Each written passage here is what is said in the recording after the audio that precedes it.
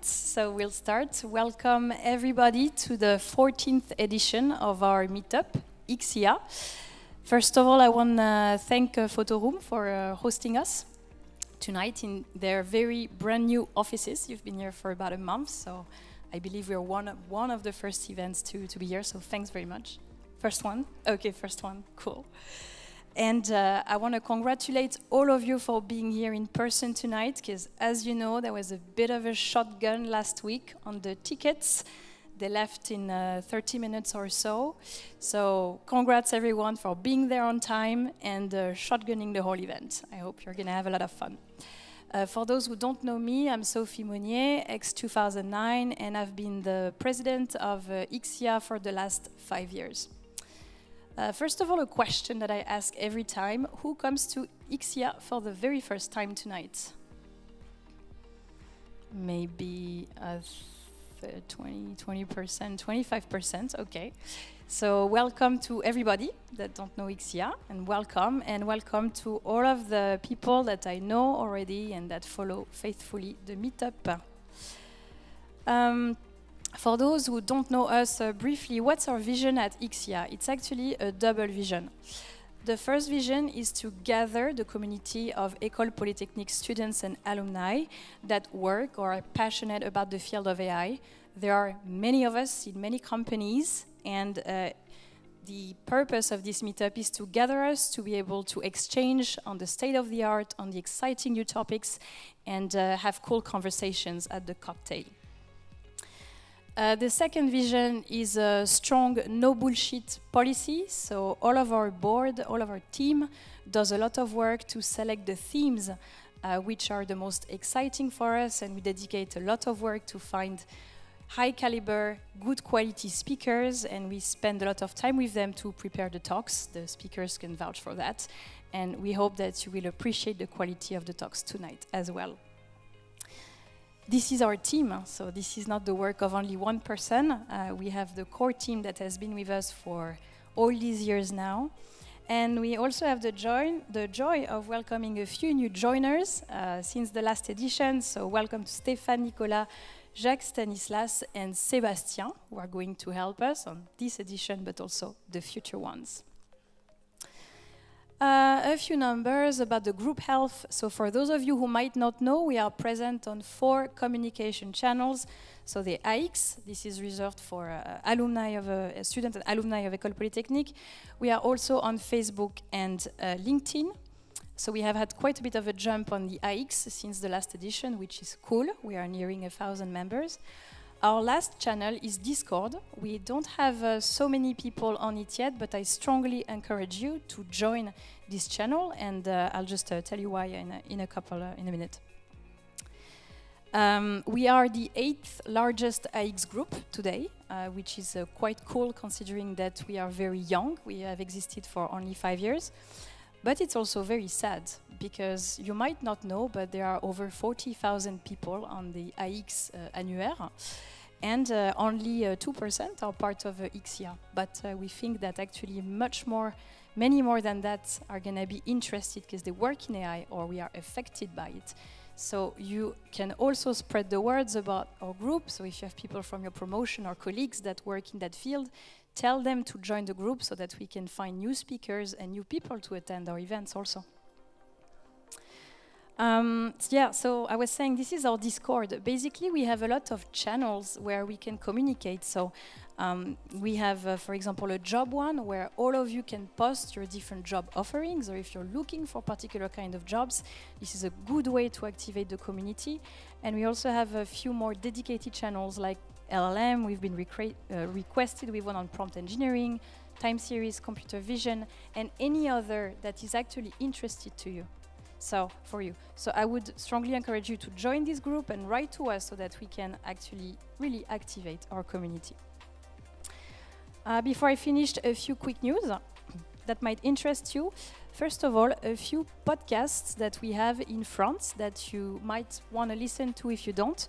One of them, Data Driven 101, is led by one of our camarades, Marc Sanselme, X2012. Marc is here in the room. Where is he? He's there. He's over there. Hi, Mark. So he basically interviews people in the French ecosystem, either CEOs, CTOs, CSOs, and whatnot. And so far has interviewed companies like L'Oréal, Spotify, Narix, JC Deco, and others. And there's another one, Comptoir IA, which is a little bit more high level, but that has featured a few polytechnique people like Stanislas Polou from Dust or Pablo Ducru from Rave. Pablo is here somewhere in the room tonight at the back, he's over there. So you might be interested to listen to this podcast or even be featured if you're a company and you want to talk about it. Second news, I don't know if you guys know, but I've talked recently to Stéphane Requenat from Jancy. So Jancy is the largest national HPC equipment. It was created in 2007, so they own, among other things, the Janzé supercomputer, but not only that one, others also.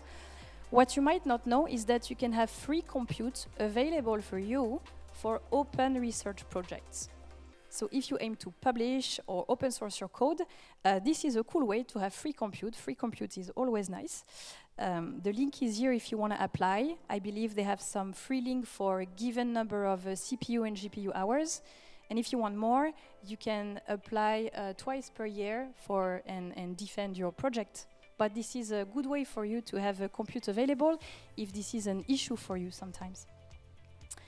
And finally, X-IA is currently shifting gear and becoming an association, actually a proper Loi 1901 association, with myself as president, Frédéric and David as vice presidents, Stéphane and Jacques as secretaries, and Jonas and Sébastien as treasurers.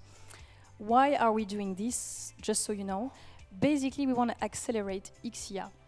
So far we've done 3 to 4 events per year only. But the field of AI is accelerating. We are all experiencing it this year, and X-IA also needs to accelerate. So we want to do 6 to 8 events per week, and also create a few more dedicated streams on GenAI, on NLP, computer vision, different formats. And so we want to give ourselves the means to present more events to you. So this is ongoing. All right, that's it for me. Tonight we have great speakers. So we will first have, just after me, Mathieu Rouif, the CEO of Photoroom, who is hosting us tonight. So he will present to us briefly the company. Then Benjamin Lefaudeux, Guillaume Lample, and a few startups who are going to give us super cool short pitches.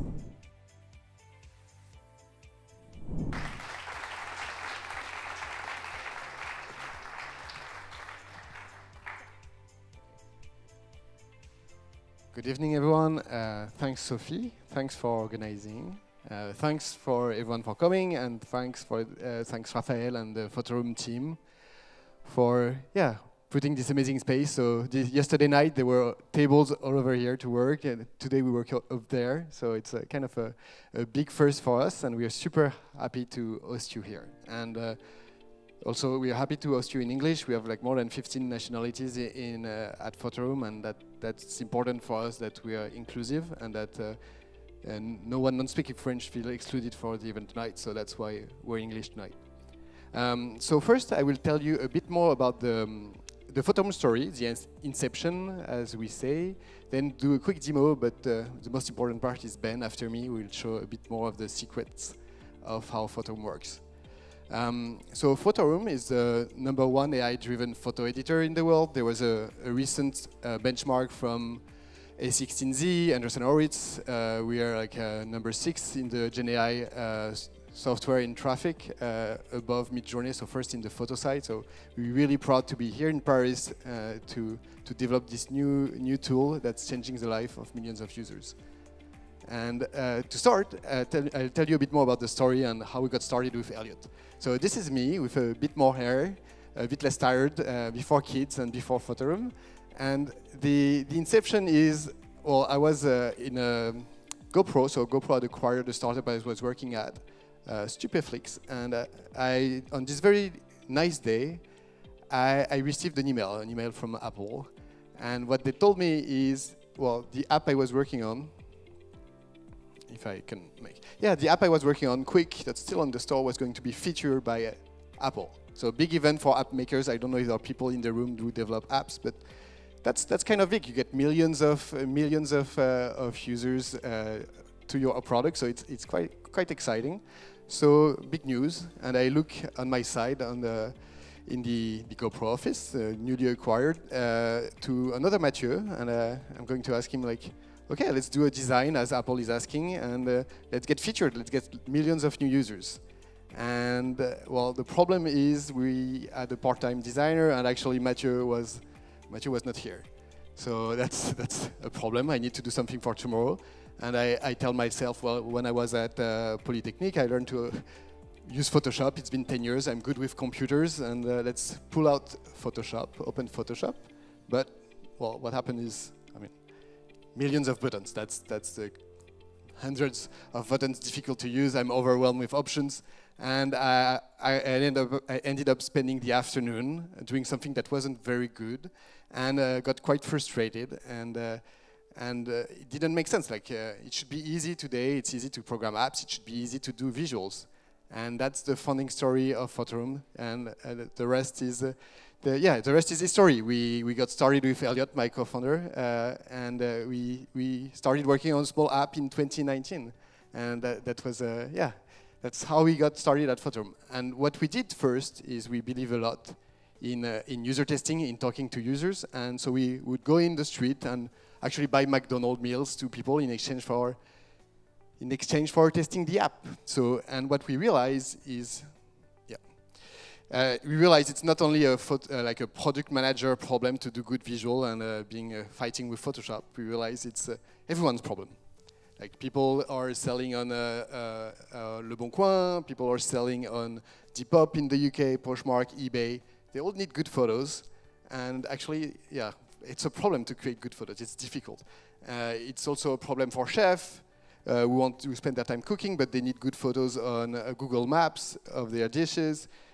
Jewelry makers, they need good photos too. So it's actually a 500 million people problem that we were starting to solve. And we're just two, so the team grew. There are 500 million people selling online, and that's the beginning of the growth of Photoroom.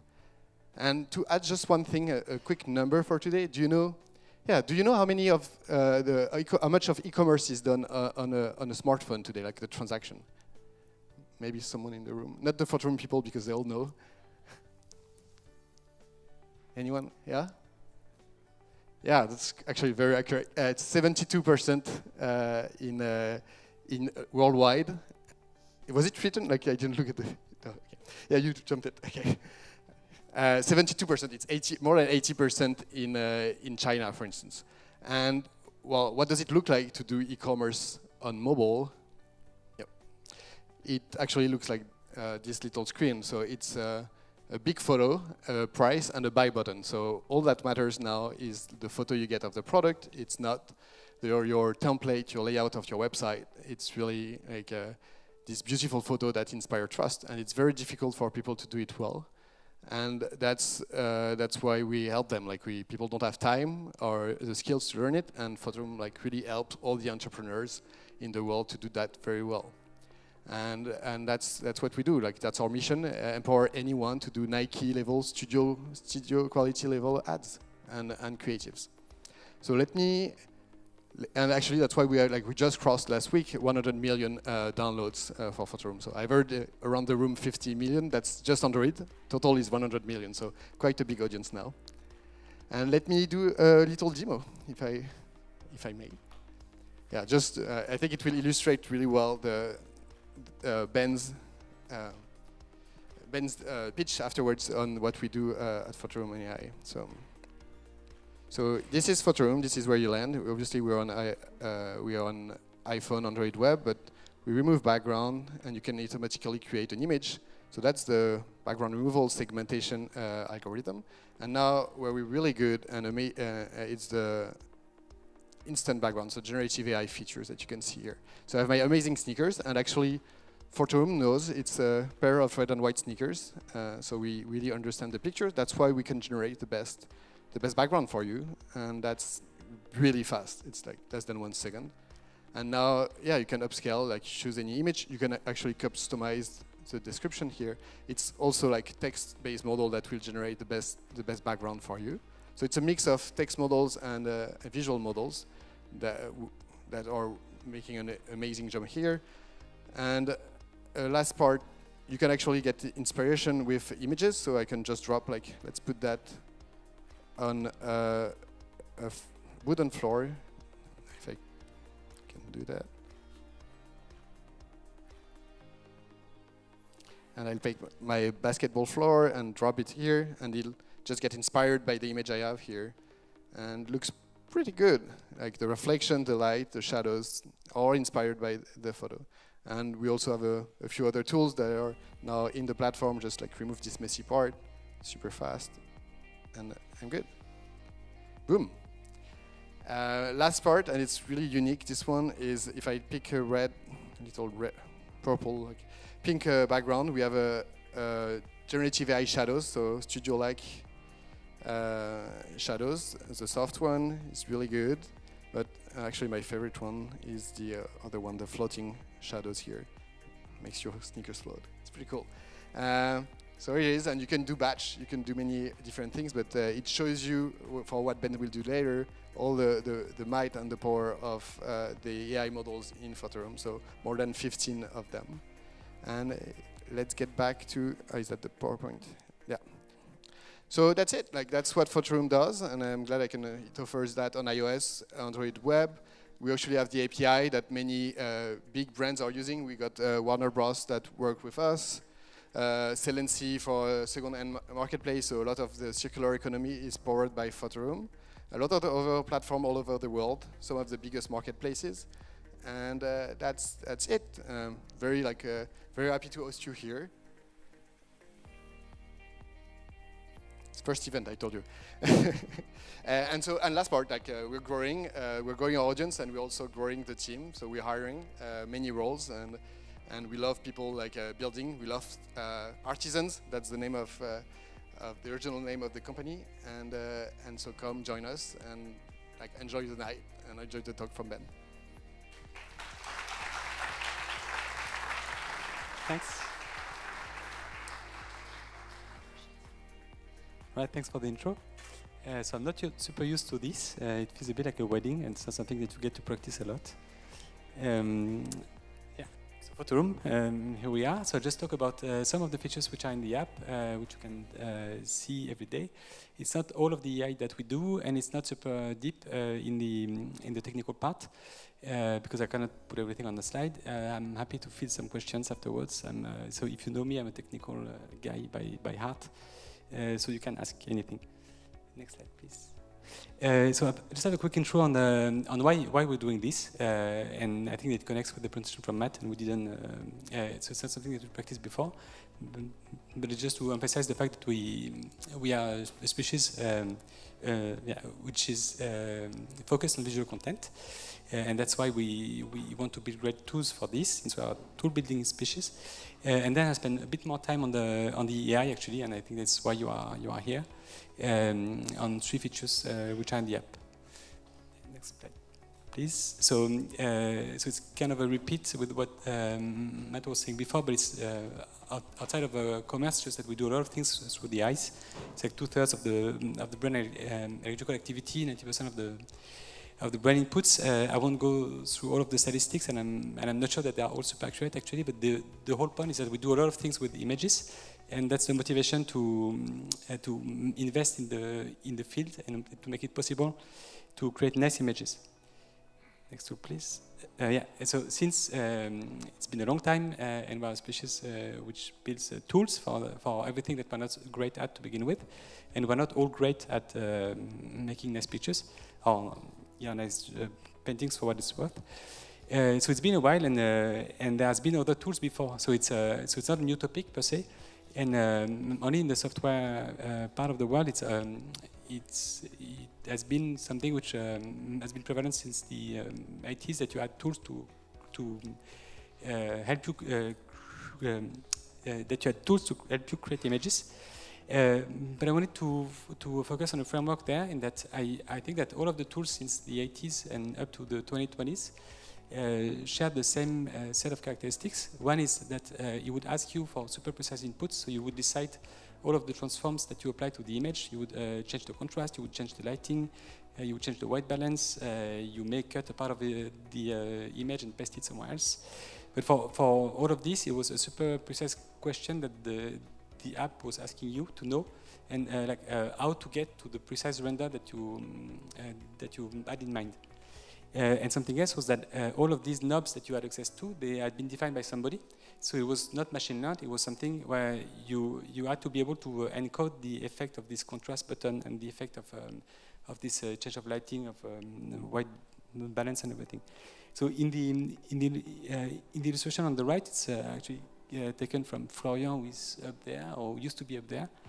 It's how it works in an engine like Photoshop or in Photoroom, in that all of your inputs are at the bottom, and then so it can be the contents of the different layers, or it can be a change that you request from the UI, and then you have a compute graph. So all of the changes that you apply to each of the part of the composite image that you get in the end are nodes in this graph, and you eventually get to the final image that you want in the end.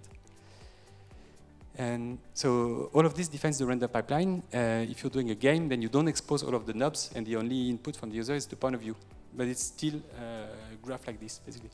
And it's a common, I think it's a common way of, so it's a common framework that we can use from Photoshop to game engines to a lot of other tools like Lightroom and others.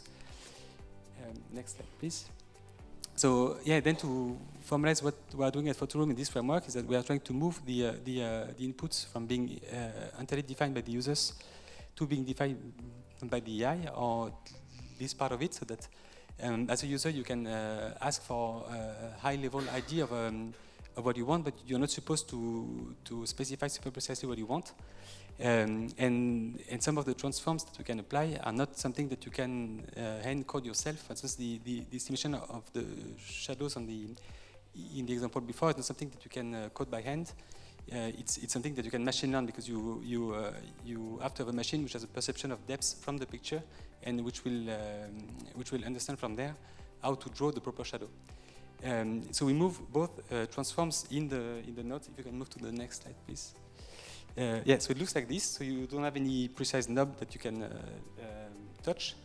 And next slide again, please. Just it's the same point that yes, it's the same point again, that if you consider this compute graph, you either replace like whole nodes or series of nodes in this graph by AI black box, basically, or a box that you eventually know, or you address the inputs, or the fact that you are asking too much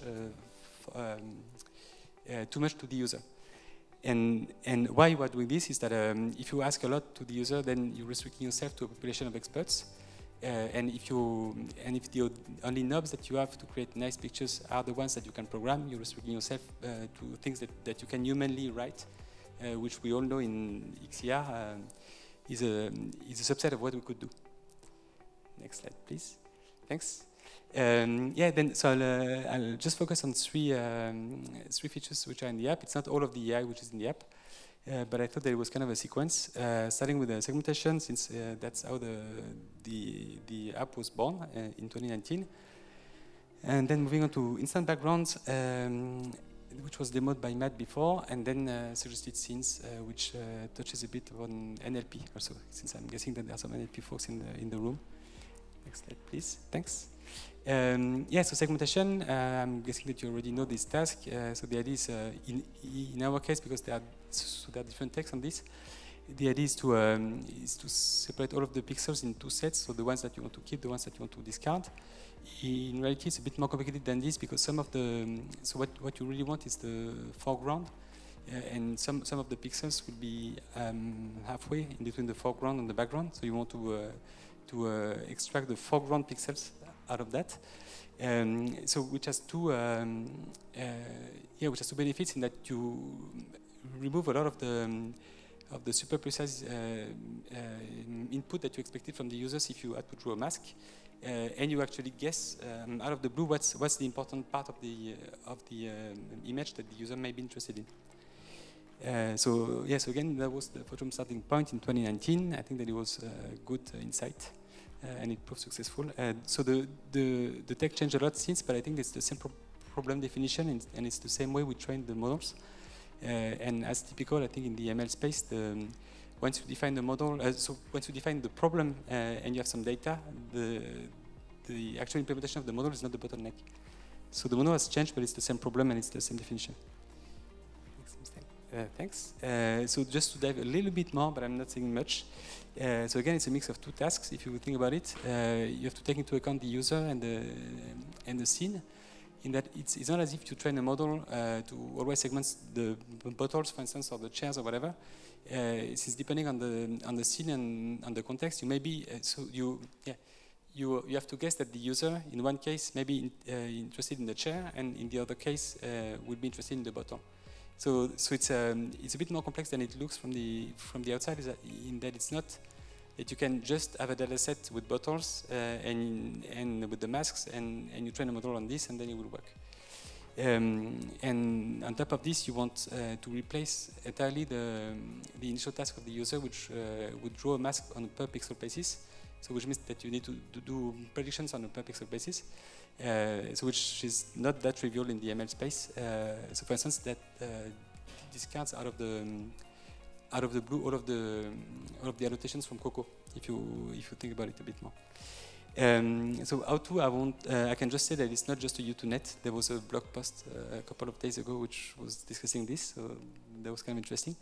I think that you can get a long way with the U2net, but it would be more specialized to a given topic. So, like, you can segment all of the bottles with the U2net for sure.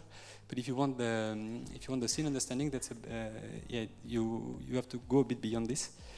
You need a data set which is pixel perfect and which has this idea of saliency. That so in this context, it would be more like the important content of the image is this part, and it's not the same as in this other context, even if the semantics are the same. And I don't know of many public data sets which are doing this, which means that in this specific definition of the task, I don't think that the state of the art is actually published. I think that Photoroom may have it, and if it's not Photoroom, it's one of our own competitors, but it's certainly not in academia. Just touching upon some limitations. At Photoroom scale, you have a very big user distribution, so we need to understand what works for all of the users, and it may not be the same for people in the EU or in other parts of the world. You need to process at high res, and a lot of the papers in the CV space are at low resolution. That's not something which works for a product. If you return a 512 image or 256 image, that's not quite enough. I think the specialty of Photoroom is that we always work at low latency, so that I think that all of the calls we have now, and it was not the case just for a couple of months with the example that I will mention afterwards, but I think that all of the calls we have to our backend are all almost instant, so I won't give numbers, but it's so if you combine all of these needs, that's I think what makes some of the value of Photoroom there. Thanks. All right, so moving on and touching upon the GenAI, which I think was the focus of this event. So I wanted to give some context with the text-to-image task, which is something that I'm sure you're all familiar with since last year. So in that case, as you know, the only input from the user is just a text to describe the scene that they want, and you just replace like this whole computer graph that I described before. The whole thing is replaced, and you have one input and you get the image back. So the task of the model there, if you think about it, is the lookup of the content. In that, if you ask for an astronaut on a horse, you need to know the concept of an astronaut, you need to know the concept of a horse, you need to know how to combine the concepts so that they make sense, even if it was not on the training set. The definition of the user intent is not always super precise, so you have to interpret some of it. So that's already quite a feat that it works so well.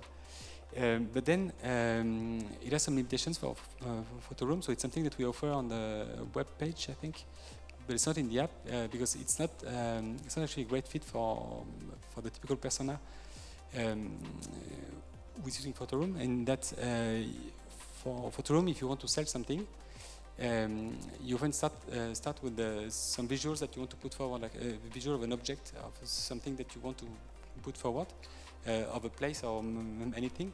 but you start with something which is what you want to sell.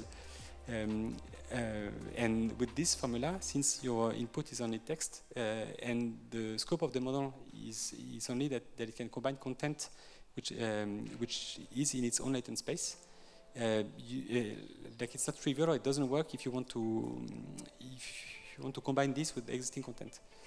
So what we set up to, yeah, thanks, next slide. On top of the previous scope, you add the task that you want to preserve as a part of the user content, and you want to integrate it with the scene, so that it has to match with the existing visual content that the model will add to the picture. All right, so it's more ambitious to some extent, but then you have a little less of the scene to imagine, so you can weigh this the way you want. Next slide, please. Thanks. So we did this in we shipped this in 2 steps, and the first step was not successful, but it was early, and we learned a lot out of it. So the first release was, the first stab at it was in November 2022. It was called Magic Studio, and it was based on fine-tuning. So the idea is, in that case, is that if you want the model to create a scene with the user content, then you have to teach the model the user content, and then it can create a new scene with this user content out of its memory, out of its new memory. So I think that was the first call on the first service that we had, which had a high latency, in that it was like 1 to 2 minutes, I think, at the time. And we optimized it a lot, but it was still 1 to 2 minutes. Yeah, if you can play the video, sorry. All right, thanks. So it's cleverly hidden in the video, but at some point you would get a mail, and that's how you get the image back. So that's not typical of the Photoroom flow, and it didn't work. So it was a good learning in that since we've always been trying to do something, or like to expose new features which are super short in terms of latency, or like super fast in terms of latency.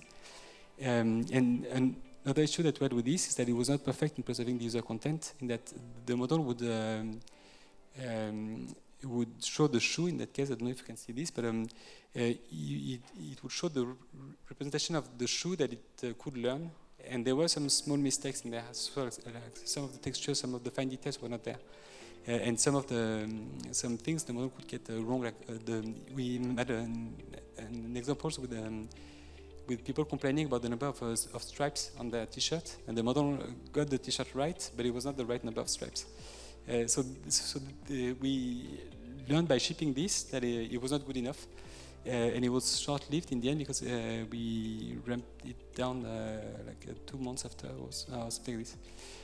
Next slide, please. So we had a second take at this, which is luckily still in the app, which we shipped in January 2023. So now it's a dedicated model. It's only inference, so it's a lot faster to compute. It's basically instant, or it's close to being instant. So we have a specific conditioning for this, since, as I was trying to explain before, it's not the text-to-image task. You have to change the model for that, and it's not completely off the shelf. And we have a specific in-house data set, and that's a thing that I will repeat, in that I think that in all of the serious AI companies, you always end up doing some work in the data set. So something that I want to mention here is that that it gets complicated with these features, in that from the outside it looks like it's one thing that you ask to the app, in that you start with some content and you want a nice picture out, but for real in the inside you call a lot of models for this, and every time one of the models fails, then there's no way the rest of the chain will work out, so you need the whole chain to be sharp, basically. So in that case, we segment first, and there are a bunch of models here. And then we do the core augmenting task at low resolution, and then we super raise this. So there are at least like 5 to 10 models in there. And it still needs to be instant, so you don't have a big budget. Thanks. So yeah, that's something that I should have started before, but it's a demo of how that looks in the app. You've already seen this, so that shouldn't be too new. I think that it goes a bit fast, but something which is nice here, I think, is that the first scene, if you can post the video or in the end, sorry, Raphael. Yeah, if you can post, thanks. Yeah, just that, so I went fast and I selected the first scene there, and it's a scene with cookies in the scene. And it's kind of nice because there are cookies on my mug. So it was on my mug yesterday. And that's not because we have a preset at the top for cookies in the scene. And that's not because I told the model to do so. So the answer to this is the next slide. In that with the previous take, you still have some user input in that like it can be a bit too big for the users in that you can generate anything. Like with the instant background, you can generate any scene. You can put your content in doing something abstract. You can put it on Mars. You can put it on a table. You can put it on a house. You can put it anywhere. And for a lot of users, so it's nice at first, but I think that for a lot of users who are looking for something which gives answers and which goes fast, so it's a bit too much, and it's kind of a job half done in that we are not providing the users with all of the tools you need to go fast and have a nice and easy way to produce your high quality content. So I would try to tackle this is with the suggested scenes. So that's what I did in the video just before. So the idea there is that it's multimodal. So we move in between the text and the image space for this feature to work. We need to understand the user starting point, so which means that it will change for each of the pictures, and it's a way to personalize the experience and to personalize the generative AI to the actual starting point, also to the content of the user. And a nice thing with this also is that you can mix the use of some priors based on semantics and some user feedback, so that you can learn over time what the user like and you can improve your service. And the only user input in that case, except for providing the initial content, is that they just have to pick the choice that they like. So that's pretty fast. So two slides on how it works in practice. One is that you have to recognize the content of the image. And I wanted to emphasize some of the difference with academia here. Is that, so first, again, it has to be fast. So you know it now, but it's only one part of the whole graph. And the whole experience is below a second, I think. So this part, you cannot just put like a 5 or 10 billion text hour on this and just hope that it works. You have to have a description which emphasizes the visual cues. And in the example on the right, if the captioner doesn't mention that the chairs are blue and green and yellow, sorry, the chances are that the scene that will suggest will not match with these colors. So there's something a bit specific there that we want the model which recognizes the scene to know about. And finally, we want the model to be nice, and that's something that we discovered also in that if we output something, so the understanding of the model is visible to the user, and if we output something which is not very flattering, to many extent, like there are many ways not to be flattering, then it's a big issue. So you need a specific model for this, and again, you need a specific data set, and you need to own this in-house, basically. So that's an investment, but I think that it's worth it long term. I think that the future is multi-model, and the slide was prepared before the announcement from GPT-4 and Vision, but I think it's a good match. And I think that the future is also at things at text support, which goes beyond the English speakers, and that's something that we discovered with this project. That when we tried to translate this, then we discovered that there were a lot of extra steps to handle, and it's still not perfectly done. So it was a good learning. Thanks. Once you know about the scene, so about the initial content, then you can use another model, which is sec-to-sec. In that case, you can use semantic priors, so that's something that the model can learn in books, that coffee is in a coffee place or in a coffee kind of place. Basically, and you can use some user feedback in that you can learn over time that the user prefers this association or that this theme the model is good with. So that's what happens on the right. We recognize that it's a yellow sports car. As I mentioned before, the yellow part is important. Then the model is taught to know that it will look good on the road. They would be nice with the perspective. They would be nice with matching colors with the autumn, and so then you get boom, the scene which comes in the bottom. And for this, just a quick word that it was great with LLMs to prototype, in that the zero shot part is amazing there, but then the latency is way too big for this to be shippable. So in the end, you still have to own this part also. So, which means another data set and another model in-house and another set of optimization. Thanks. Last slide almost, just to mention that we're training a new model, so it's a bonus slide. So all of the examples on the right are from this new model. It's actually the second gen of this new model, so the first gen was not good enough, so we are still on it. So the goal here is to get to something which is more GPU friendly, since we have a huge load on the backend. We generate millions of images a day, so that's a good motivation to optimize this. And to give an example, or to give a number, we can cram 40% more flops than Stable Diffusion V2 with the same latency, if you change a bit the architecture. We also believe that we have a specific use case, since we try to keep things interactive, and that's not the case of some of the competitors we have in the field. And I'm happy to discuss this, but training from scratch is not that bad. So it's supposed to be 50K from this blog post that you can link, so that you can follow from Mosaic ML. Actually, I think that it's probably 50K once it's super optimized and once you go in a straight line. So if you reproduce something which already exists, but then maybe that you shouldn't train to begin with. If you're not reproducing something which already exists, it's a bit more than this, but still it's doable. It's some work, and it's interesting, but it's doable. Thanks. Just closing thoughts. I'll insist on the fact that dataset building is underrated, so it's not part, I think, of the studies, and it's not valued enough, I think, in academia, since everyone tends to reuse ImageNet or Coco. But that's often not a good fit for companies. I think that latency is underrated. I think that you cannot expect everyone to use your app all the time if you make them wait all the time, like they won't wait for you all the time. They will just change to something else. Something that we don't always do, but I think that we learn a lot out of it, is that if you ship, you learn. And you also learn with the shipping which go wrong, but then it's still a good learning instead of having something which you think is great but sitting on it. And we're hiring, and we have cool offsites with swimming pools.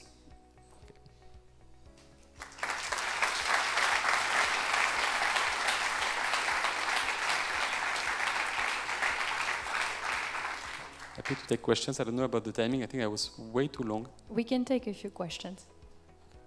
Who has a few questions for Ben or Matt? Thanks for the demo. It's really very exciting. So I have a question related to OpenAI. I see a demo of latest OpenAI, and they have similar features, like to get the foreground of the photos, and they can even like. I have impression that they have very similar features, and I can. I assume that the big companies, they will ship similar products in the coming months. So, so are you preparing for that, for the change on the market? Yes, so I think it's part of the motivation to train our own model and to get better at this. I think that if we stop doing something because there's an elephant in the room or there's a big player, then it's not good for innovation, and it's not actually the way it works. So I used to work at Facebook actually for a long while. With Guillaume, actually. And I think that there are also issues in big companies which mean that their product will probably be great, it will probably not be perfect, so there's probably a spot for us. So I'm not too worried, but it's a good pressure. What are the main actions that you've taken to work on latency and reach this level of velocity? First, it started before I joined. So I joined in 2022, and the team was already super good before. So I shouldn't take any credit there. And I cannot think of anything super specific that I did. I think that I should ask the team members who are still there of things that I do good or bad. But so what I can say is that is that we are a small team, but we are a team of experts, very senior people, and we own the whole stack, so everyone in the team can deploy models, and so there are people who are more knowledgeable in the deployment of the models. But one principle is that you own the whole flow from the initial training to the optimization of the model with some help. And it's often that we have to get back to the drawing board, and that the first version of the model, which looked like it worked, has actually a small issue, which means that it's not a great fit for prod. It's a bit too slow on some layer that we could replace by something else. So there's something that we didn't think well with how how it work with the backend or with the apps. So I think that it makes it more complicated for newcomers and it slows us down a bit sometimes because we have a big stack. But I think that it's also what enables super fast experience in the end of the day. And it's kind of the way that Apple or Tesla works in that you invest a lot in owning the whole stack. And that's something that we do. And I'm guessing that is a good thing, or I'm hoping. Yes, thank you for the presentation. I have a question. So when you say you own your own stack, do you still rely, especially for image, so the last part of the flow for the image generation, you still rely on things like Stable Diffusion, or have you created everything on your own? No, so it's not everything, and there are a lot of great open source parts, for instance. No, but I meant that, so it's, I don't think that we own 100% of all of the layers, but we own a lot of the layers. So like from the training to the evaluation, to the building of the data set, to the compilation of the models which go into production, which are not PyTorch. So it's, I don't think that we can claim that we own fully any of these steps, basically. And there are a lot of great tools here that we reuse, and there are a lot of parts of models that we use. But it's more that we have our hands and we have a good understanding, I think, in a lot of these layers, and I don't think that it's that typical. So it's not the case if you reuse a dataset which exists out of the blue, then it means that out of the box, then it means that there's a ceiling to what you can do with this. Or if you don't optimize your models for production, then it means that they will, if you have a bottleneck on the latency that the user perceives, it means that there's a limit on the number of flops that you can put into the model, and which then means that there's a limit on the quality. So yeah, I think that it all goes together, basically. That's what I meant. Maybe just one or a couple of more questions if some of you in here have more questions. Hi, thank you. I wanted to know if all the calculations are done on your server through an API, or if you manage to have some calculations on the user's machine. Yeah, it's a good question. We have a mix of both, but to be frank, we have mostly on the backend, in the cloud. Like we don't have a lot of on device, and I think that it's true of a lot of the players in the field in that it's if you have 50 million people on Android using your app, then you have not 15 million different smartphones, but you have at least 10,000 different smartphones, and it gets super hard to optimize the whole stack for this. So at some point, it's simpler to move it to your own backend and own this part.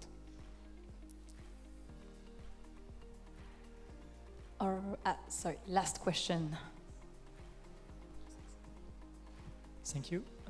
For example, for the last model about image generation, how many people are working for how long, to get this? Is it a 5%, 6 months work, or? You can ask Antoine, who is on the seat just close to you. He's the one who did the biggest part of the work there. No, we are not a lot of people. We are 7 in the team with the 2 interns. I don't know if I can see David here. Yeah, so 7 in the team plus me. So and we cover quite some ground. So which means that we don't have 5 people on GenAI. We have like 1.5 or 2 people. On the GenAI, so we have other aspects than this core than this core model. So it would be more like 3 people maybe on this. All right. So thanks, Ben. Thank you very much.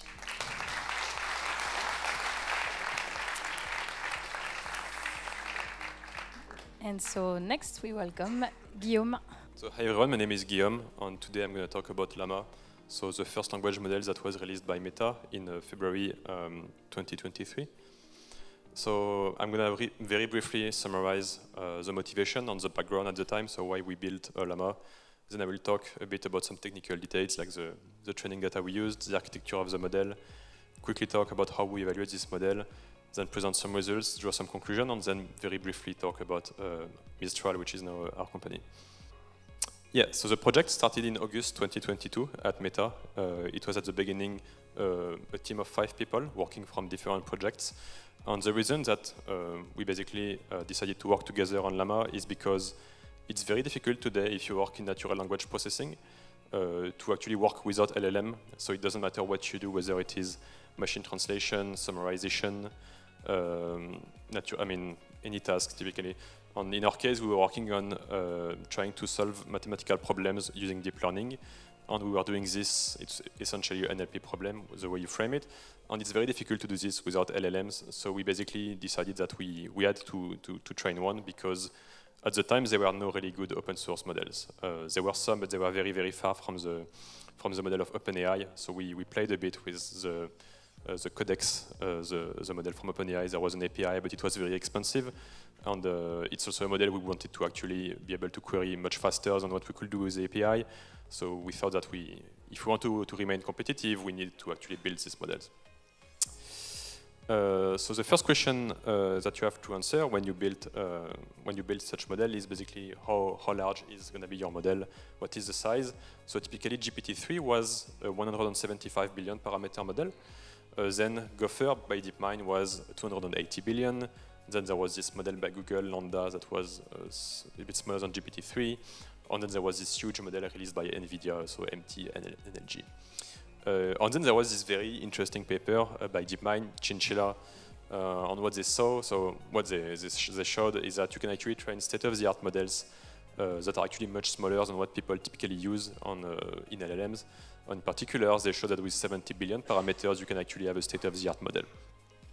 And what they did is that they actually, the difference was not the architecture or anything. There were some small differences, but mainly it's simply that they trained the model 5 times longer than the predecessors. So typically, GPT-3 was trained on 300 billion parameters, yeah? No, sorry, tokens. And the Chinchilla was trained on 1.4 trillion tokens.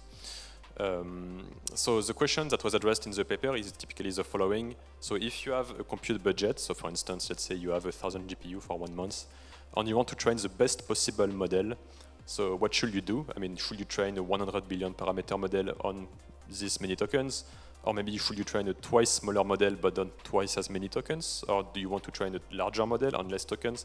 So it was essentially answering this question and telling you what is the ideal number of tokens for each model size. And typically the previous ones were clearly under-trained, and it was showing that you have to train it much more than what people typically do.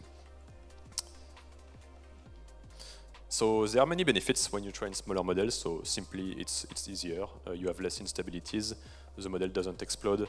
In terms of engineering, you don't have to, you don't need as many GPUs. It's faster to train. Inference is also much faster. You can make inference on just one node or potentially just a few GPUs.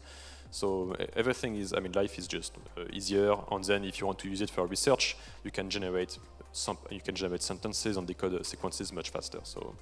So we decided that we will actually train several models.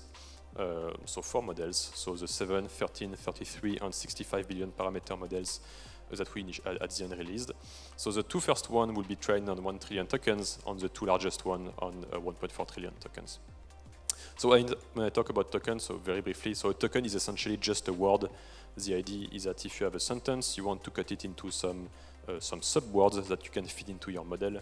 And the tokens are essentially some sub-word units. So typically if you have a sentence like how are you, so that these words are common, so each word will actually have a token. If you have some less common words, like the second example, here these words are not very common in your training set, so you will actually split them into sub-words. And the very nice thing about this is that you can actually tokenize any basically sequence of text, even if it's code, for instance, you can actually tokenize this using the same vocabulary. And you don't have this issue of unknown words, so whenever you have some word you have never seen before, it's simple, you just cut it into smaller pieces recursively until all the sub-words you have, up to the character level are known. So when this paper came out, the paper that presented this, it was kind of a revolution because it basically solved this question of what to do with unknown words in basically just one trick. So it was actually extremely convenient, and today everybody is using this. So for the data, so as I said, we need to find 1.4 trillion tokens, so it's not easy to find. So to put this number in perspective, you can look at Wikipedia, for instance. So in English on Wikipedia, you have 6 billion tokens. You have a bit less than half than this in French, so a bit less than 3 billion tokens. And if you look at the top 20 languages, so the Wikipedia languages with the highest corpora, for all the alphabets that are either in Latin or Cyrillic, so Latin and Cyrillic alphabets, you have 27 billion tokens. So at the end, you need to find 50 times more tokens than this, and they are not one. You have a few others. One is archive. So on archive, you have 2 million publications, so it's 35 billion tokens. You have Stack Exchange, which is a collection of websites. Stack Overflow is the most famous one, also the largest among all of these. It's 26 billion tokens. On GitHub, you have a lot of data on GitHub, between 500 billion and 1 trillion tokens based on how much you decide to be aggressive on your data cleaning and data processing, and if you want to remove the files that do not seem interesting, or based on the extensions also you want to consider. But the largest one is by far Common Crawl. So Common Crawl at the end was more than 80% of our data. So Common Crawl is essentially 240 billion pages from the internet that have been collected over more than 15 years, 16 years. And interestingly, what we found is that the internet over this last 16 years is actually much, much larger than if you were to just crawl internet today. We thought that just if you were to crawl the internet today, most websites will be there, but actually there are more websites today than before as well. But actually, you will actually have way less data than if you use this historical data collected over 16 years. So it's a huge data set. The raw data is, I think, maybe 6 petabytes, so it's really huge. So it's huge, but it's also, as a consequence, not easy to process, and it's very noisy. You have a lot of noise, a lot of data you don't want to use on the internet to train your model. On each web page is provided in 2 formats, so either HTML, so the raw HTML, the same thing you have when you are on your browser and look at the source of the page, and you have also a processed version that they give, which is, they extract the text of the page, but it's typically not really well done because you have still all the menu, all the the things about the banner, the cookies, warnings, everything, the copyrights at the bottom. So all this information is not useful to train your model, but it's still there. So you want to remove this, but it's easier to do it if you have the source, because typically if you have the HTML page, you can. People will use this navigation HTML5 tag, so it's easy to remove the noise. So we actually reprocessed everything from the raw HTML.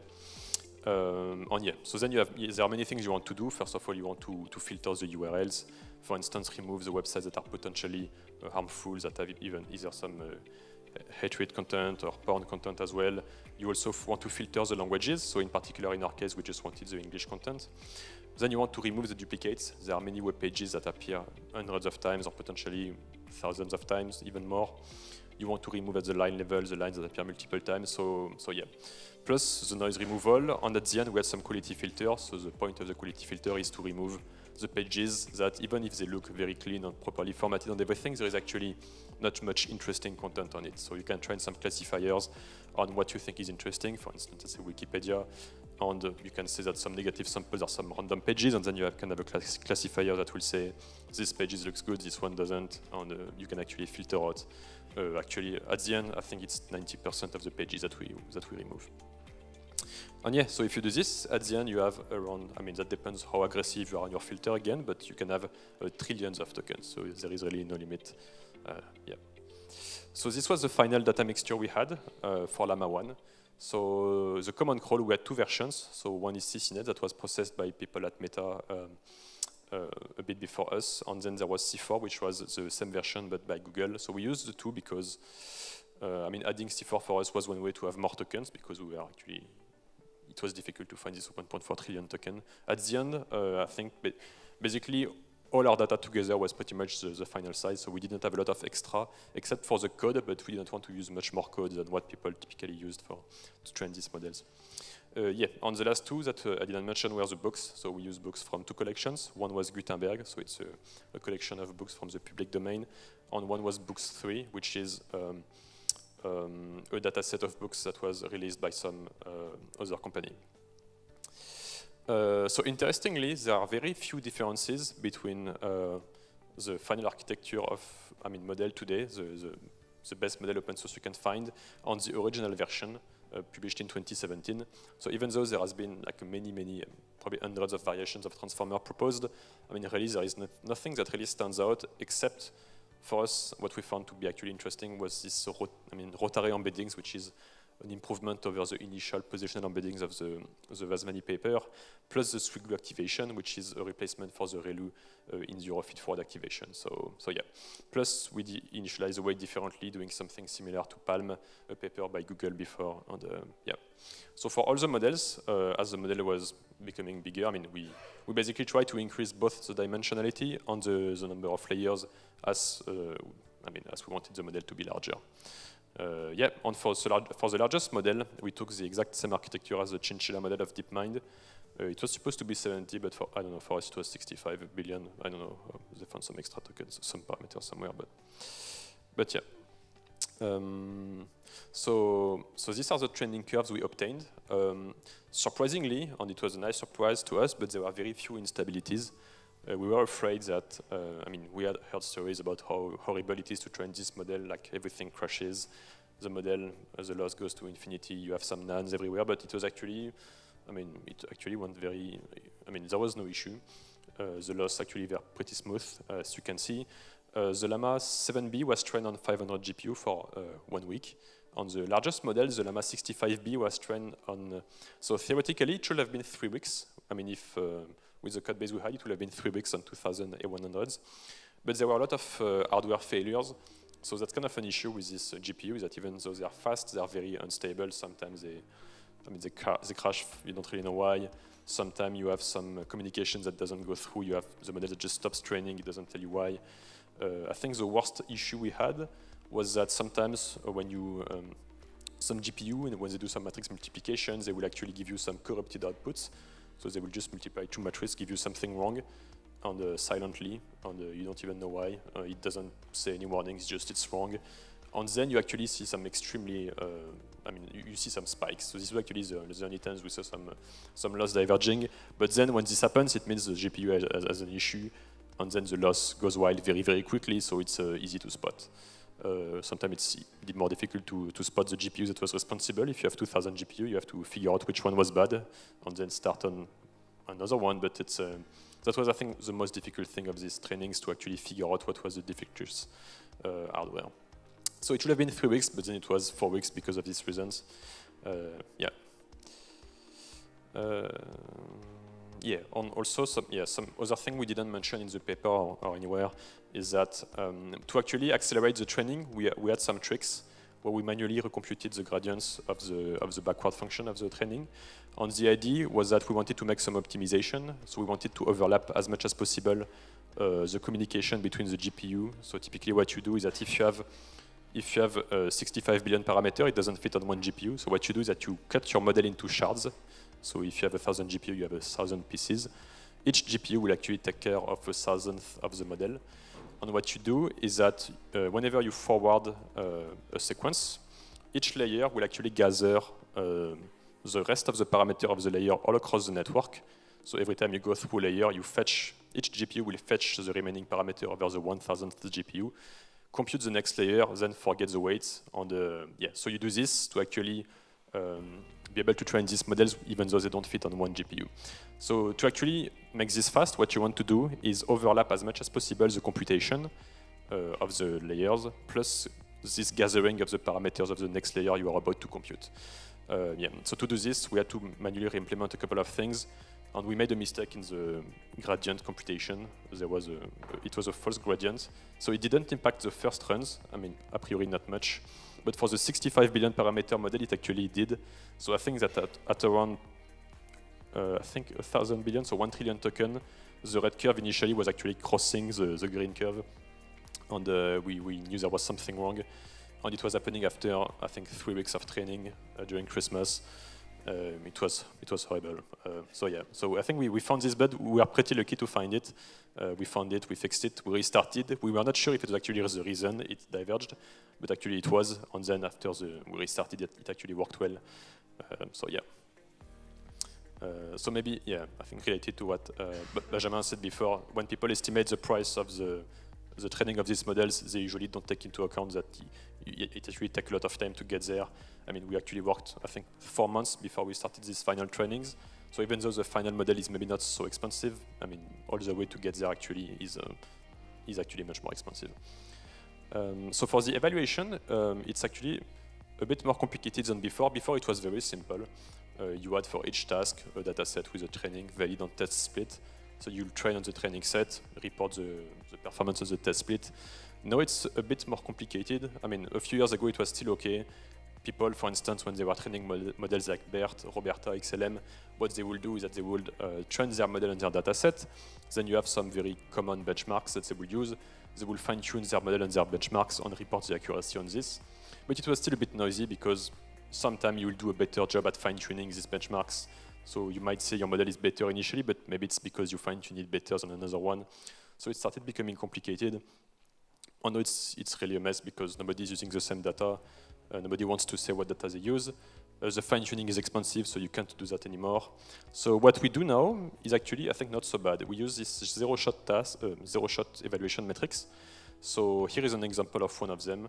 So MMLU, it's a famous task. The idea is that you have a lot of questions split into 57 categories about mathematics, history, computer science, etc. And they're pretty difficult. So here is an example. I mean, you have some question about medicine, I guess. And you give this to your model, and you ask it to predict A, B, C, and D. And you look whether the model is accurate. So if you reply randomly, you have 25% chance of being successful. The average human is 34%. And actually, it's not easy to get a model that does better than 25%. And yeah, so here are the results we got at the end. So I'm not going to go into the details of all these tasks, but they are all the same thing. It's just a question. Sometimes it's sentiment classification. You have like a sentence, you see what the model wants to put afterwards. I mean, they are all the same thing, zero shot. And here what was interesting is that Llama, so here are the results of Llama, it was actually better than all of this other model, not everywhere, but on this common sense reasoning task it was actually really good, even sometimes better than the 500 billion parameter model of Palm of Google.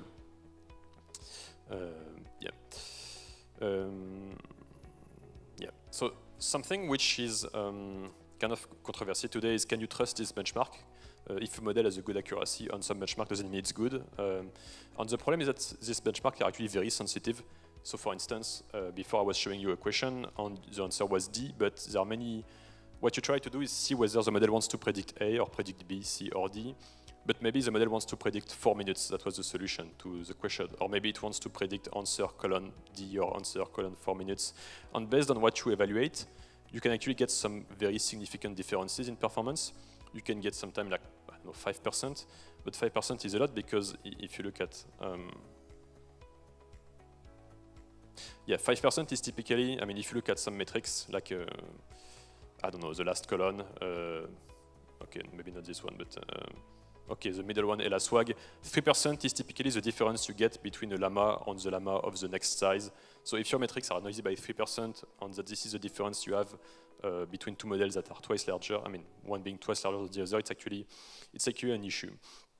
So to address this issue, I mean, now what we do is that we have some common repositories, some common GitHubs that people use, and as long as you use the same code base to evaluate two models, it's usually fine.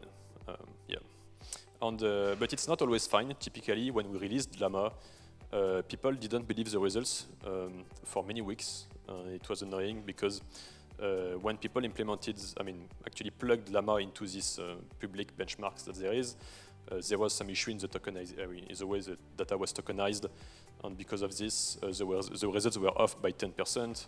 So yeah, and it took people a while to figure it out. And it's the issue that it's very difficult to find these bugs. Sometimes it's always some silent bugs. So yeah. So to address, I mean, to make these benchmarks a bit more stable, what we often do is that we use this few-shot evaluation. So few-shot is the same thing, same as before, except that you don't directly give the question and let the model predict the answer, but you give, if it's 5-shot, so for 5-shot evaluation, you give 5 examples of question 1, answer 1, question 2, answer 2, 5 times, and then you give your new question and you see whether the model predicts a good answer. And if you do this, so not only it improves the performance of your model, because you tell your model, I mean, you give it some examples of what you expect from it, so it understands the tasks, so then it actually does a better job at doing your task. And yeah, so the performance improves, So as you can see on this example, you go from 65 to 70 for the 33B llama, but it's also much more stable. Yeah. So here some quick curves of the evaluation of the performance of the 4 llama over time. So the violet curve is actually the performance of chinchilla. And you can see the good metrics and the bad metrics. So the good metrics are the ones where when the model trains more, the accuracy increases, which is expected. There are also the metrics where, I mean, you expect the llama which is larger to be better than the llama which is smaller. So the metrics on the top are good. We usually like these ones. The Sika one at the bottom left is usually, you see that if you evaluate your model with that, it's not a good way to evaluate your model because you clearly have models that are better. The red one is supposed to be better, but it's not obvious if you report results on this metric. So that's why you can't. You need to have several metrics. In practice, I think in Llama we had like 20 or something.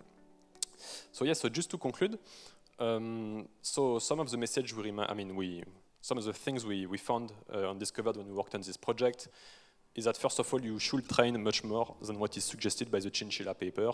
I think many people didn't understand what was in this paper and know there is even this concept of a chinchilla trap. The idea that you should train a model of this size and this number of tokens. So then even people, at some point, were releasing some new models saying this is chinchilla optimal, but it's actually not a good thing to do. If you give model to people, you don't want your model to be chinchilla optimal, because if it's chinchilla optimal, it means that you actually stop the training when the loss was going down. And if the loss is going down, you don't want to stop the training, so you want to keep training. The chinchilla paper was overlooking the inference cost. It was just replying to the question on how many tokens do you want to use, assuming you have a fixed computational budget. But of course, at the end, you want to deploy your model. So if you want to deploy your model, you have to think about that as well. So you probably want to train longer, even if it's not the best, but then your inference will be cheaper. The other message was that you can train state-of-the-art models with publicly available data. You don't need to have some data, like some proprietary data set. We don't know what OpenAI is using or anything, but you don't need to have this ultra-clean data from we don't know where. If you just use internet, command crawl, that's good enough. I mean, you can get some very good models at least with that. And yeah, and if you overtrain, if you train longer, a 13 billion parameter model, Llama 13B, you actually can outperform even the original GPT-3 that was more than 10 times larger. And overall, even though we are a bit afraid of this project, it was actually very simple conceptually. There were a lot of engineering challenges and issues and annoying things like fixing the GPU crashes and everything. But overall, there were no secret sauce or anything really.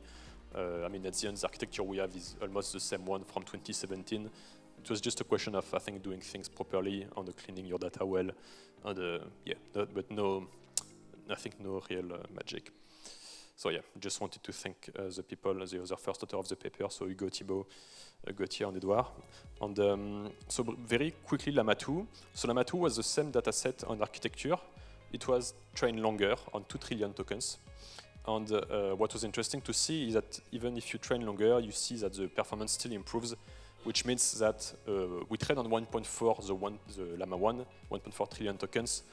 But even at 1.4 trillion, you see that the model is not saturated, because even at 2 trillion, it's actually even better than the 1.4. So now the question that I think everybody was asking after Llama 2 was, how long can you go? Is it better after 4 trillion, 6 trillion tokens? How far can you push these numbers of these small models? And, yeah.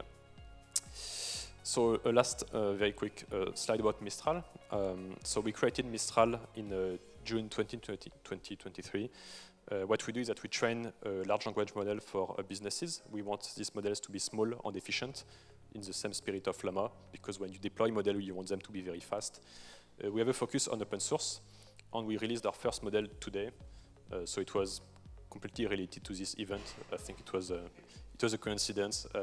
We planned this. I think only 2 weeks ago.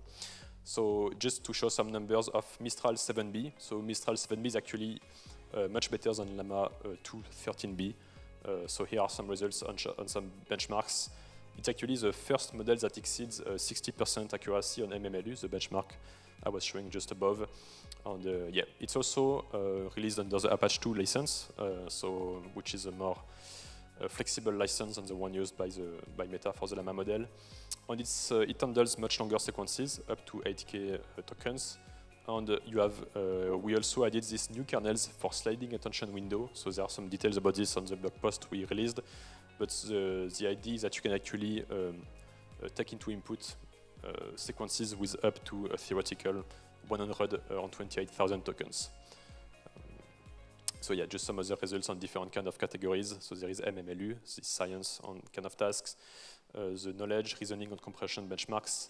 And you can see that the Mistral 7B is way above the Llama 2 13B, and it's also above the Llama 1 34B on any kind of categories. We did not have numbers for the Llama 2 30B because Meta did not release it, so we were not able to evaluate it with our benchmark. Thank you. Questions for Guillaume? Thanks for the presentation. I have a question for the non-deterministic output for LLM. So we see that maybe it's by design. So even we ask the same question with same prompt, and we can get different results. And this is by design, and this can bring risks in business. So my question is this part of the measurement of LLM, and do you think it's a risk that we need to handle in the near future? You mean, is it a risk, like if we put a model like this in production or something? Yeah. Yeah. I'm not sure. I mean, I think it depends on what you want to do. Typically, this question of determinism is also something we have in the evaluation. So typically, when you evaluate your model based on the task you use, you can actually make it deterministic. You can just actually make a greedy decoding, which is what we use for actually most of these benchmarks. Sometimes you want your model to generate many solutions because you are in a setup where you can verify if your solution is correct or not. For instance, I mean, there are some tasks like this where you have some unit tests, you just need to generate one solution that passes them. So you can actually sample many of them, and you actually, maybe like 100, and you just can actually score 1 point if you actually have one solution that passes this test. But otherwise, I think it really depends on the kind of application. I mean, I think if you are doing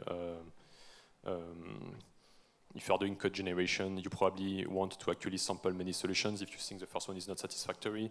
If you're in a setup where you want the output to be very reliable, you probably want to have a temperature of 0, so to be greedy, to actually output the model most confident answer. So I think it really depends on the kind of task you are doing. I think if you want to use a model to get some creative content generation, to write like an article or rewrite a sentence, rephrase something, then you actually want to have a high temperature, generate different outputs.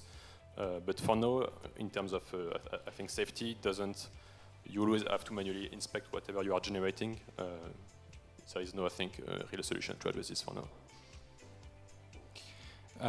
What are the most exciting area of research, according to you, to keep improving this LLM currently?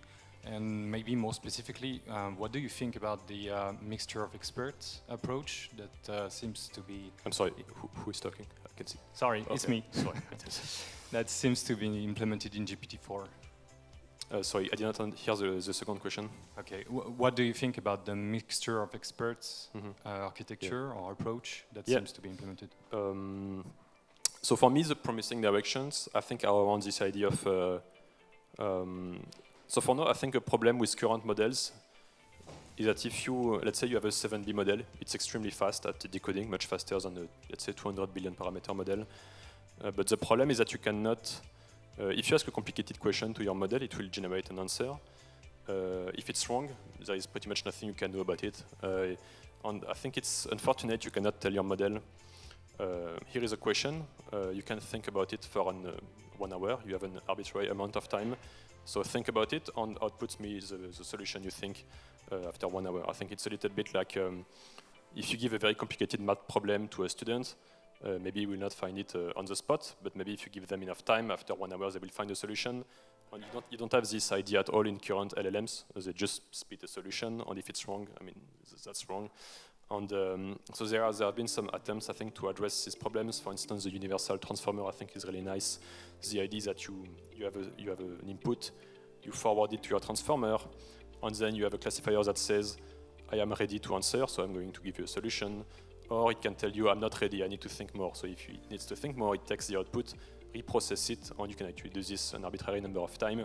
And I think it's very interesting because it basically means that I mean, it doesn't make sense that if you ask a question to a model, it outputs a solution with the same reflection time, with the same thinking time, regardless of the difficulty of the question.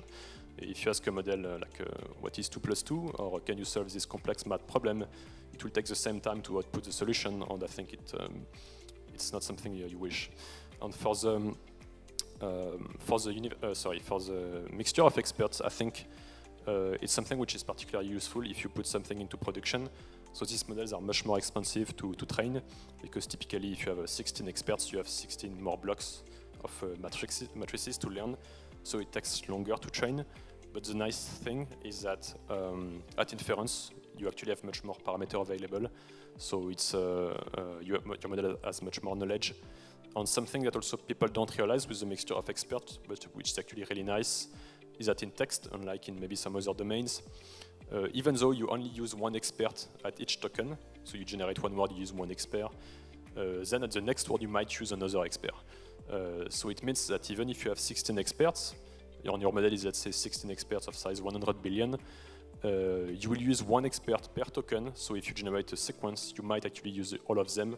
So you might use maybe your 1.6 trillion parameter model, parameters, if you have 16 experts of 100 billion. So it's really nice. Yeah. It's just more difficult to train, more difficult to engineer. The problem, I think, the challenges we had here were difficult, but they would have been worse with MOE. You have to really program things differently. And, yeah. Thank you for the presentation. My question is, in Llama benchmark, there was a column that is entitled math. What does it mean? Like, is it related to the ability of the LLM to solve math problems, and can we do better? Sorry, I didn't get the question. Sorry. Like there was a column in the Llama benchmark that is entitled math. What does it mean? Like, how can we measure this performance? So for math, there are a few different data sets of evaluations. The most common is a data set that's just called math, actually. And the idea is that you have a bunch of questions that are actually pretty difficult. I mean, not IMO level, but still difficult. And these are questions, all of the form, it's not things like prove that this is true, or prove this, or prove that. It's questions of the form, compute the area of this, compute the angle between these two lines. So it's questions where you have like typically a digit, or like an analytical, you have a solution which is like a formula. And what you do is that you basically ask your model the question, you make it generate a solution, and you see whether the model actually just outputs the solution. This is tasks that you do in a few shot tasks. So in a few shot you can give some example of input-output. On the output, the solution is always put in a box. So in the LaTeX, the LaTeX M box that says this is a solution. So then you basically tell the model to generate a solution, and then to highlight, to put in the box its solution. So you generate a solution, you look at it, and you compare it with the goal truth, and that's it. So what you can do is, what we do for this benchmark is that we sample typically, I think, 100 solutions, and you see if one of them is a sentence where the model generates something and that puts like the solution, the good solution, in one box. It's totally possible that you have some false positive. So for instance, the models kind of randomly figure out the solution. It happens, but that's how we do it. In practice, if the model, any model can do this, and it still remains like a good way to compare models. It's maybe not a perfect benchmark, but if you want to compare models together, it's good. I think we have a few more questions that we'll try to take, but then we also have our startups. So I've seen you. Thank you for the presentation. I read a paper that there will be somehow lack of data available for training. Did you try to generate with LLM some data to train other LLM? I think using So this will work only if you have a model, if you want to train a model smaller than the one that generates things. Because if you have a small model and you generate something, it will be something lower quality than what your higher model can learn. But if you actually are in this setup, what people typically do is distillation. So what you do is that you take your large model, and then when you train your small model, you don't train it to predict the next word, but the probability distribution of the next word according to your larger model. And it actually provides more information. It's a less sparse reward than, you don't say just predict this next word, you say predict this probability for this one, this probability for this one. So you actually learn faster and better. So that's typically what we do. Otherwise, using other models to train,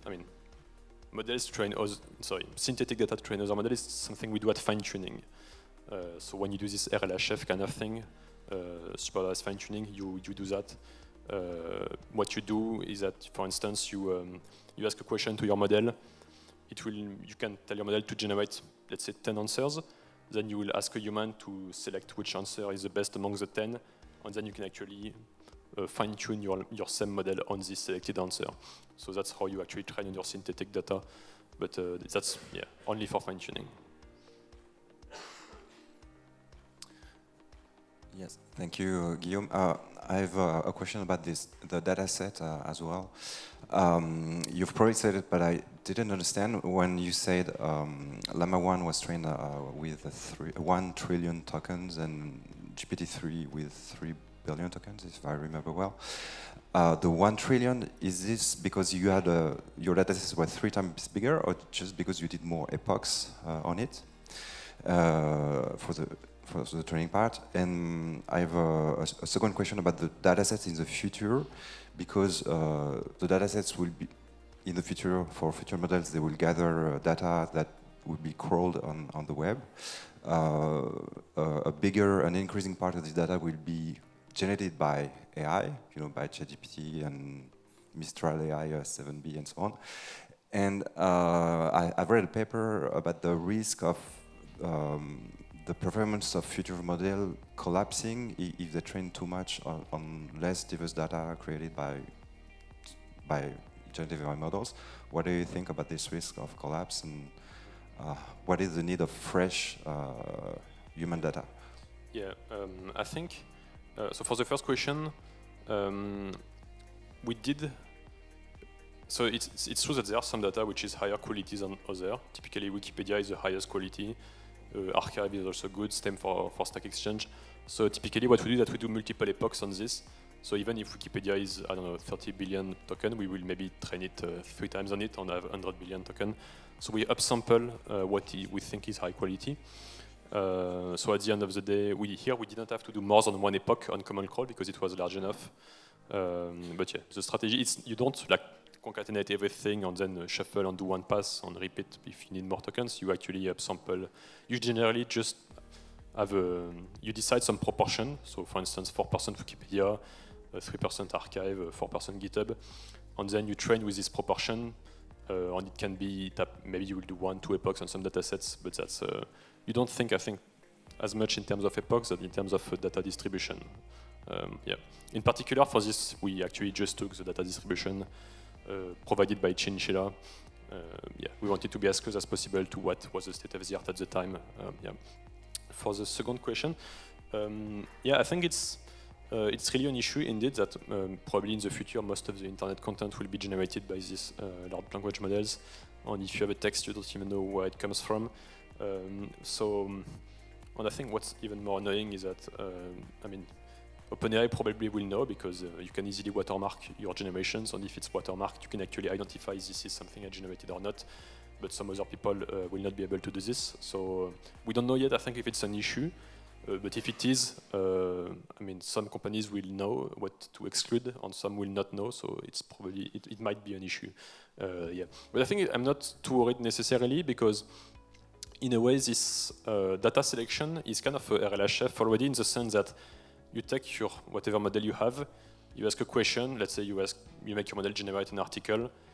I think it's unlikely people will just copy paste it on their web page. They will modify it, improve it. If it's perfect, they might just copy paste it, but then it means it's perfect. So why not just train on this?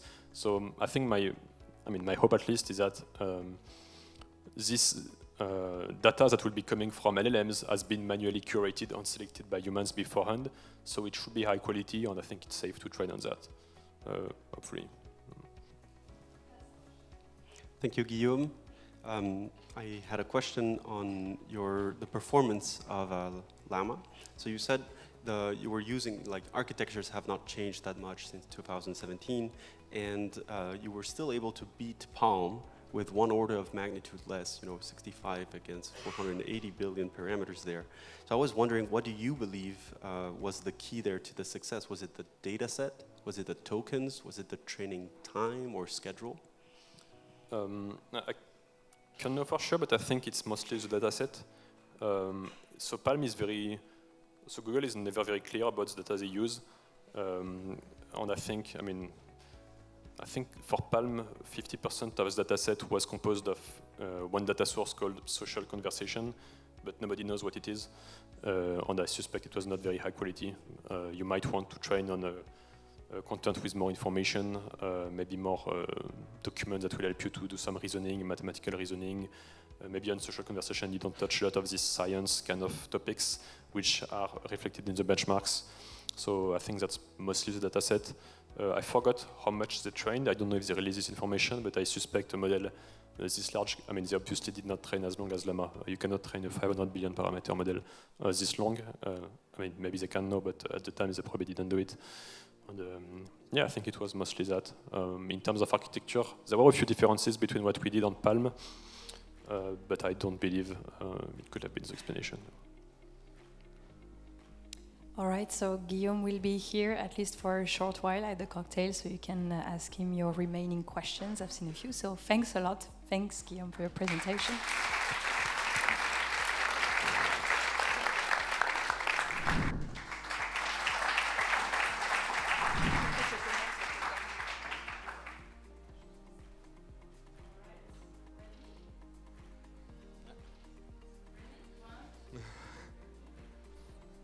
Hello, so I'm Sami, I'm the CEO of Stellia. So we are building a tutor to help to boost access to knowledge for learners from schools, higher ed, and corporate. And so for that we are a 27 people team, one third of it being data scientists. And we explore and combine and fine-tune AI models to make the most of the knowledge. So we deliver such assistance, so with a rich answer, so not only a generative answer to a question, but also the source it's relying on, the related concepts, on related excerpts. So we worked on videos as well with speech-to-text. We work on knowledge graph, and so we provide a multimodal answer. So for that we have a rich pipeline, so we ingest documents from our customers. So we focus solely on their knowledge, documents, audios, videos, APIs, and so on. And we have several steps to extract the knowledge from it, so segment it, categorize it to identify the most relevant knowledge. And that's it.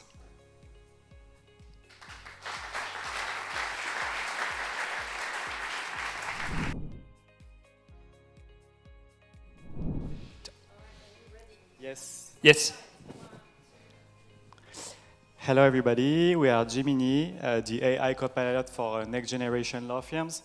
I'm Raphaël Laroche, the CEO of Jimini. I'm graduated from edX, so I'm the business guy of the team. I'm the former co-founder of monpostulant.fr, which is a French legal tech gathering more than 7% of the French lawyers on the platform. And this is Steph. And I'm Stéphane Berreux. I'm a polytechnique student, X17. I did a specialization in data science, and then I joined Entrepreneur First, where we met. So what we do at Jimini, we have a vertical approach on GenAI applied to the legal industry.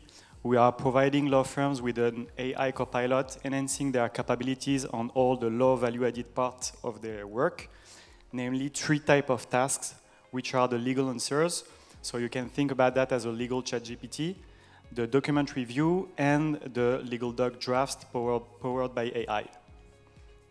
So creating such an assistant implied a lot of technical changes, from the knowledge representation up to the reasoning of the large language models, that I'd be happy to discuss further with you at our stand later. We are closing our first round of financing, so we are recruiting a lot. We'll be right after at the stands, so don't hesitate to join us for a few questions. Thank you.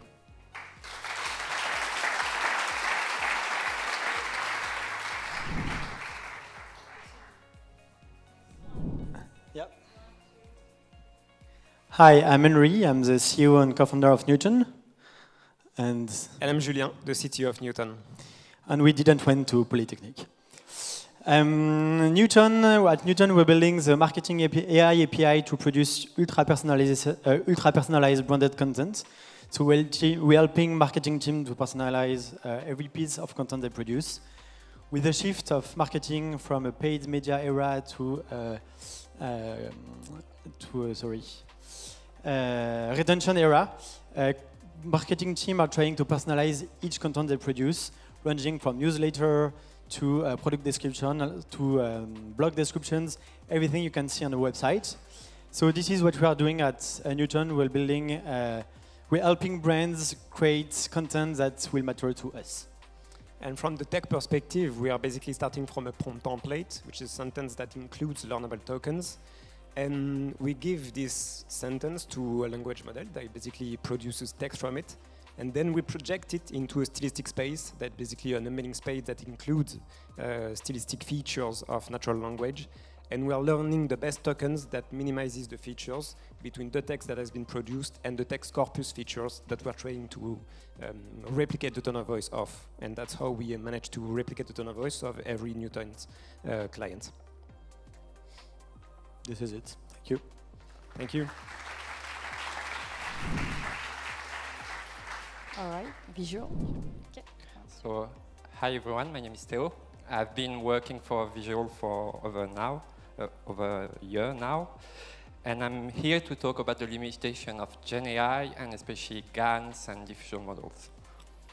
So, in our company, we are creating an interactive styling experience where customers can create their outfits on their favorite web page.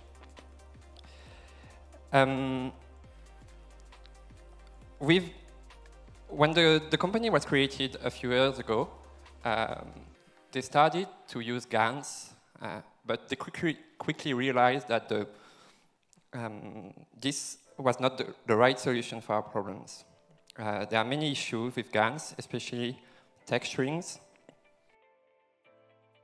Recently, there have been a huge step toward generative AI with diffusion models, but there are quite some issues.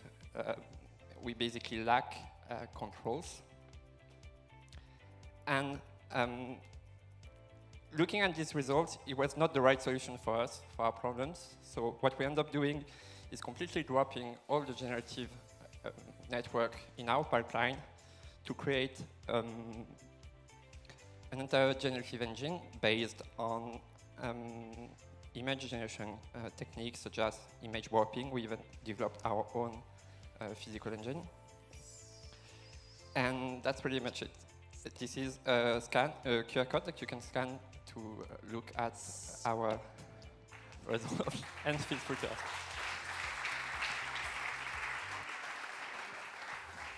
All right. Do you have this? So next one is Awen. Yep. Hi, everyone. So you should start by knowing that in creative industries, the search for great ideas is both painful and costly. Creative teams spend up to 70% of their time generating prototypes on which 8 on 10 are thrown away, leading to exhaustion, stress, and frustration. For companies, it's a lot of investment, both in resources, salary, also waste and overproduction. Now, we believe that AI is very well positioned in its ability to generate, synthesize, and iterate on content to help humans not create just faster, but better. Nonetheless, creative workflows are by nature contextual, both in knowledge and style. which isn't necessarily represented in foundational model. This is why we actually collect our users' data across different media formats, for now text and image, which we fine-tune on diffusion and LLMs and redeploy in our app for consistency and applicability.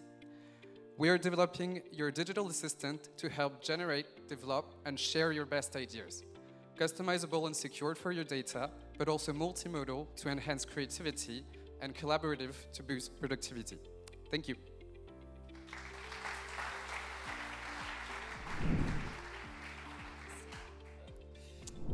Hi everyone, I'm Lucien Maman. I'm the co-founder and CTO of Flippit, and we use generative AI to unlock consumer engagements for brands in digital era.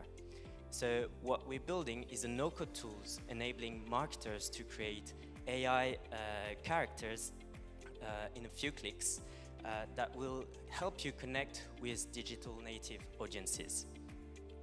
To do this, we leverage generative AIs in many ways in our solution. First of all, we have an approach, a text-to-virtual character approach that allows you to facilitate the creation of 3D and interactive characters.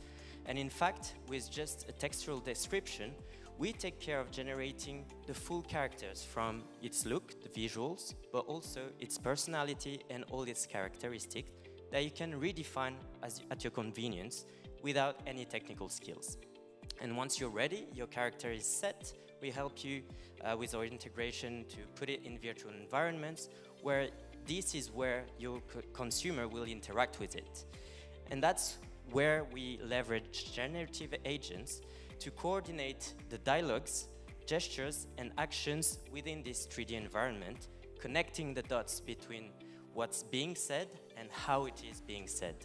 And this is a first step toward true co-speech gesture generation, where the dialogues and gesture will be co-generated within the same model to actually improve the human virtual character interactions. Thank you very much.